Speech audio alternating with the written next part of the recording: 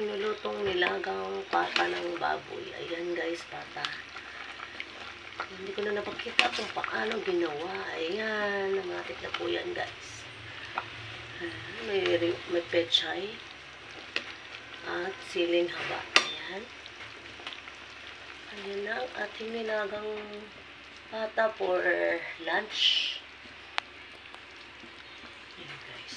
Nilagyan ko yan ng liempo halo kasi yung dalawa kailangan may laman. Ayan guys. Tapos may ating sausawan sa taba. Ayan. Damit.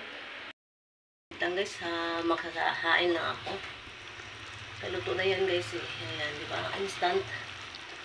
Ito na, kumukulo na lang siya. Sarap-sarap yan guys. Kasi pata, medyo yung sabaw, malapot-lapot. Guys, kain na tayo. Nasa ano na siya, nakahain na. At may sili pang naka-slice sa ibabaw. Ayan. Very, very yummy ang sabaw. Sabaw pa lang guys, ay ulam na. Ayan.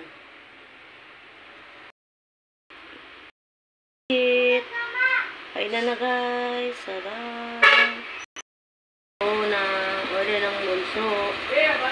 Sausawan. Kain na tayo guys, tanghalian. Ayan. Thank you for watching. Salamat sa always sa support nyo. Ayan. Lunch time. Lunch na almusal. Ayan na guys.